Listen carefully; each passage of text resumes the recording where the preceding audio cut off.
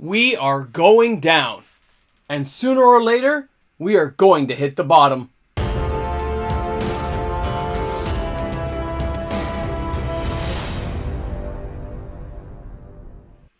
I was recently at a gathering with a group of people who asked me, Moxman, what do you do with your money? Where do you invest it?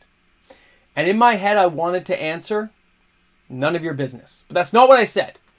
What I said is I invest regularly and very carefully. Welcome back, everyone. MTG Moxman here. Thanks for hanging out with me today as we talk about everything going down across the board and what we can do about it, if anything. Now, you're 30 seconds into the video. We got past the intro. The shortest answer I can give everyone on what you can do about it is absolutely nothing. You can weather the storm. That's all you can do. You don't control the markets. So the short answer is you can't do anything. But if you're past this blurb now, if you've gotten tired of just hearing the short answer, let's get into some stuff here that I have done, my own personal experiences only, on how to get through this stuff and what I've done to fend it all off the best I can and the best way I know how. Remember, guys, I'm not a financial advisor, okay? Seriously, I'm not. I've just learned from my past mistakes, and when people ask me, I like to let people know what I've done. That's all I can do. And it may not even work for you, but at least maybe it's a certain person's point of view that can help refocus you into your own goals. Okay? So first off, I never thought on my Magic the Gathering YouTube channel that we'd be discussing as much finance stuff as we do. But I don't like a lot of the stuff that's out there sometimes. It bothers me. It seems too one-sided one way or the other. I'm more of a positive person, you guys know. I'm more of a positive Petey, not a negative Nelly. But you still have to know the pitfalls of what you're getting into and how to avoid them the best you can. So when you look at Magic cards, they go up and down. They have good years and bad years, just like stocks in the real world, which is why I always use the analogy of reserve list cards are like their own stock. Okay, if there's 100,000 copies, there's only 100,000 shares of that company. If there's 2,400 Lotuses in Alpha, then there's only 2,400 shares in the Alpha Lotus company. That's how I look at them. Everything reserve list. So at the beginning of the video, when I told you I invest carefully and regularly, those who've been on my channel for a while, you realize I buy the same cards month after month. I'm chipping away at a ginormous block that I will never see the end of, but I keep adding positions just like I do in the real world. I buy bank stocks. I buy, I guess we call it like utility company stuff, things that are very secure and have very long reaches. So they're not likely to go out of business. And I invest regularly. I don't take any risky shortcuts. It's not built into my brain. And when you've made mistakes, which I have done in the past, you maybe get a little bit protective of the small corner of your kingdom you have managed to build. I remember I told this to a patron recently, and a couple of people who had asked on email. I remember being really badly in debt right after I graduated school. Student debt. I had rented a small apartment. I was having trouble paying for it. I didn't have like a job yet. And it was really bad. Not to mention dating costs you money as well. And, you start using credit cards. It's the easy solution. And before you know it, you're heavily in debt. And all you see is sand. Sand. Just, you're being buried alive with all that debt.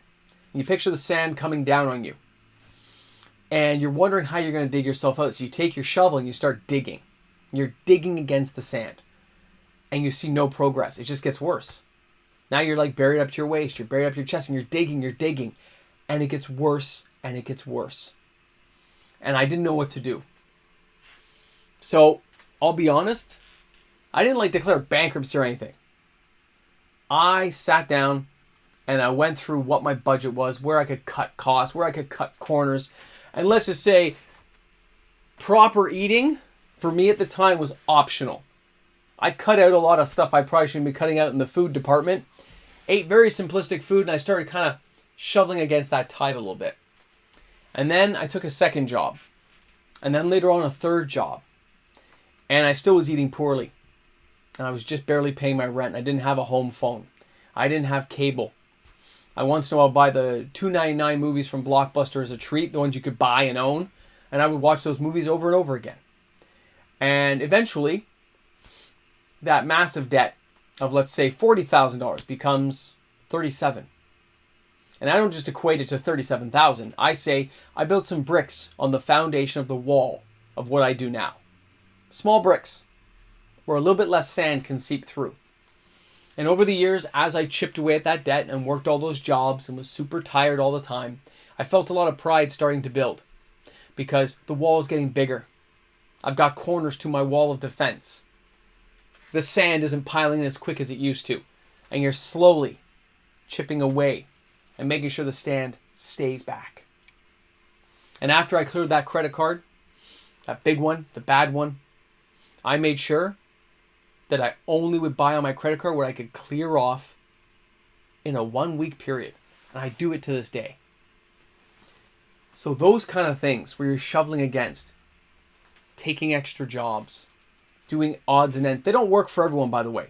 That's why I say this is your own point of view of where you can relate in your own life. Some people can't work 2 jobs.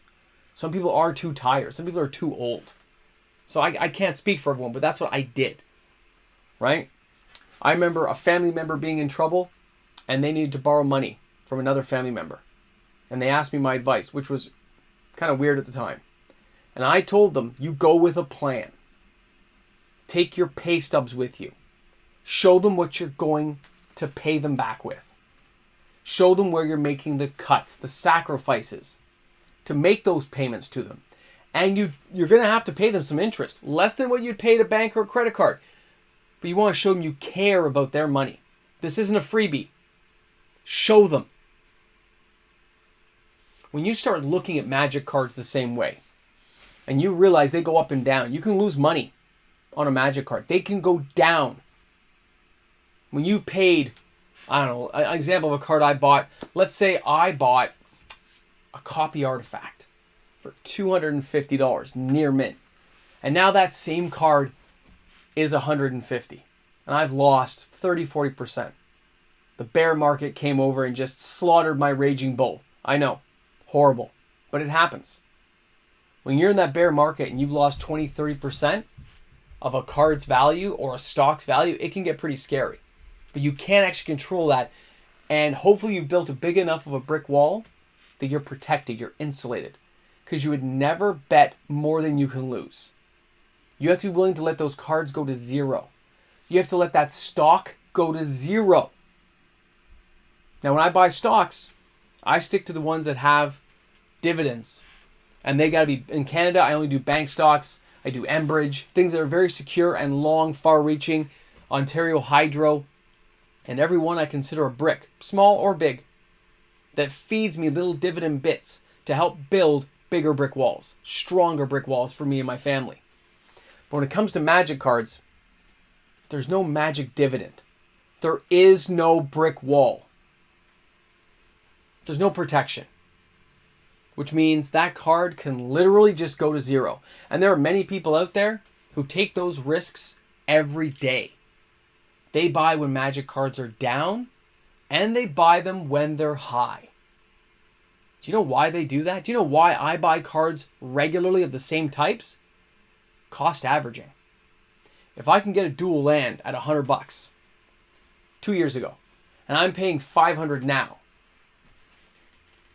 there's an average in between that, just like there was for other cards I bought. Yes, the cost average goes up, but you've mitigated the damage by getting some of those cards when they were cheap.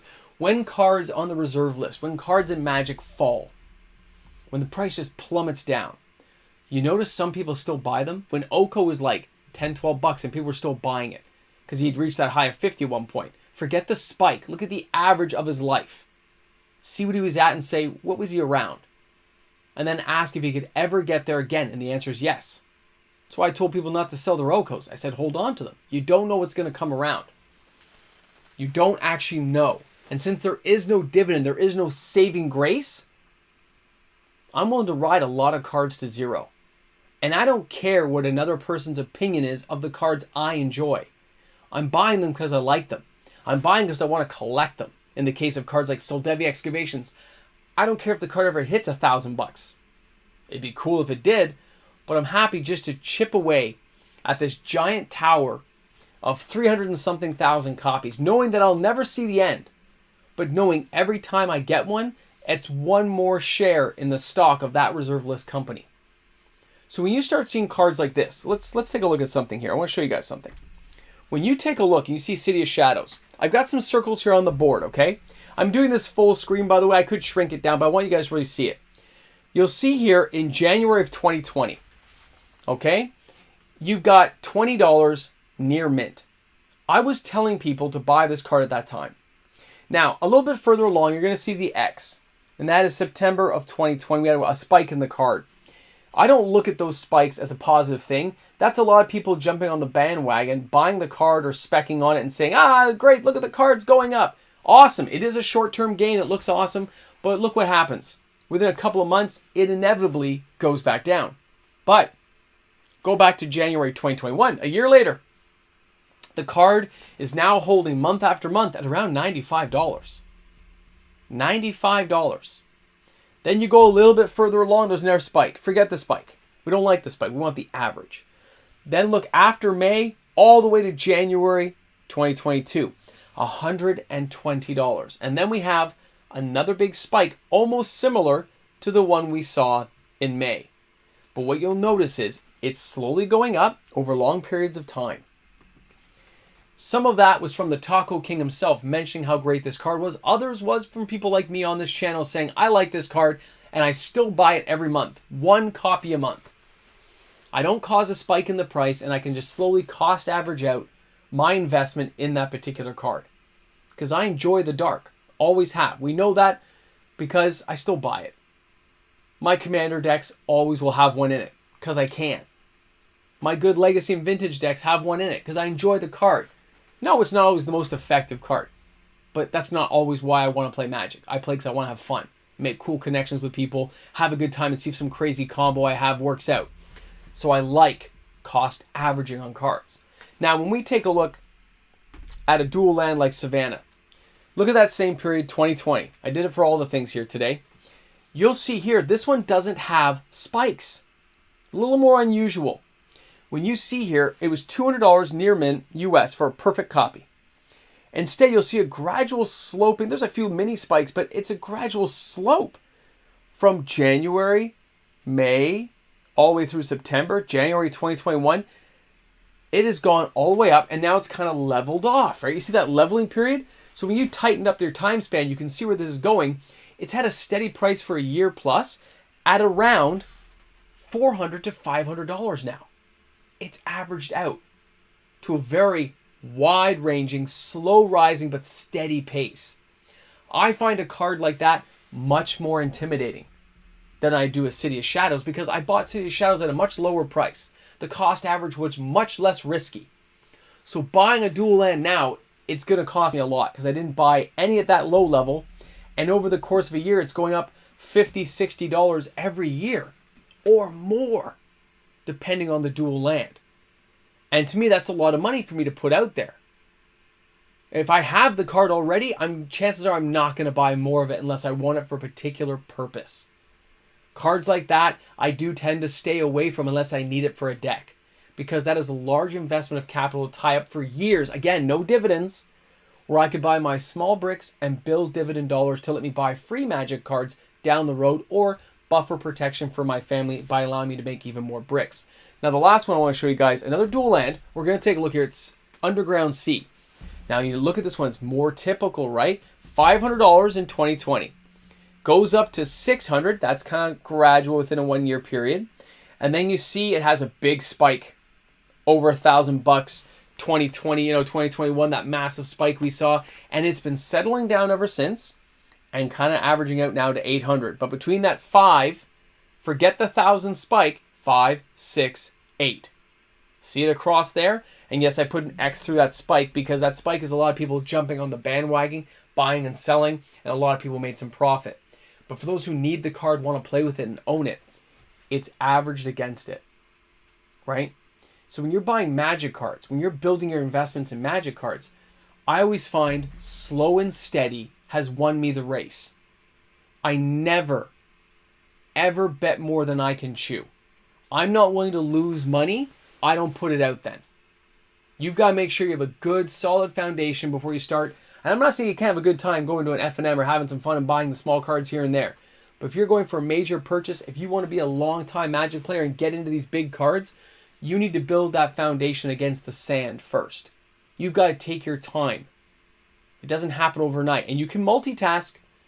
If you're not silly like me and get yourself into deep debt early on, it takes years to get out of, right? You can find ways of generating more income to allow yourself to buy more Magic cards and build a more solid foundation of Magic investments going forward.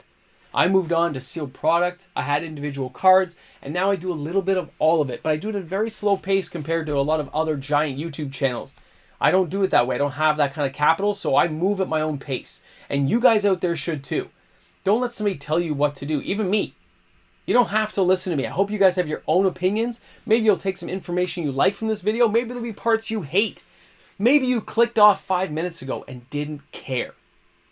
But if I get even 5 people watching this video and they get a little bit of advice from it that they enjoyed, a little bit of something they can say, you know what, that does apply to me in my life, and I help them out that little bit, that makes a video like this all worth it. It'll be up on YouTube forever, right?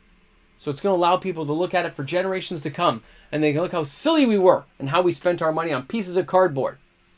But I realized if I want to keep buying Magic cards, I can't jeopardize what I do for my family. So I had to find other ways. And yeah, that's an extra job. That's going out there and doing what it takes to get ahead. Buying and selling Magic cards, trading up, trading around. I used to do it all the time. Okay? Now, I do have a larger collection than some people. I get that. But it's taken decades to get there. It didn't happen overnight. Nothing happens overnight that's worth doing. It takes time, effort. Things that are easily won are easily lost. You've heard those cliches before. I know I did. Oh, my dad used to drill that into me all the time. So I hope you guys found this informative. When you're looking at Magic cards, they don't have a dividend. They don't buy you food and groceries unless you sell them. And that's if somebody wants to buy them. So go slow, go steady, go at your own pace. You can get there. You really can. And you'll enjoy yourself that much more when you do, because you'll take pride in the fact you cleared off real world debt, you get to enjoy a game you love to play, and you get to keep doing it going forward. Guys, I hope you enjoyed the video today. Thanks a lot for hanging out with me. I'm MTG Moxman, and yeah, I'll be back tomorrow, because that's what we do here apparently. Hey guys, a big shout out to all my fantastic patrons on the channel for making videos like this possible for everyone to watch. Thank you again for that support, guys, you show. Because without patrons, it wouldn't happen. Cheers. Well, here we go again. Guess what? It's a pest. Pest token going inside the 10K box for those of you who are still tracking that monstrosity. Because, you know, sooner or later, we'll be at 10K. In this case, it's a pest. Which reminds me of that movie. There was a movie with John Leguizamo. I think it was called The Pest. And he's like this. It was a very funny movie. I watched it a lot. Yeah. You guys ever see that movie? Hey, we'll put in the comments section, The Pest. That way we know. All right, guys? Have a great one. Thanks for hanging out with me today. You guys are the true few who make it this far in my videos. Got to respect that every day. I'll see you guys tomorrow.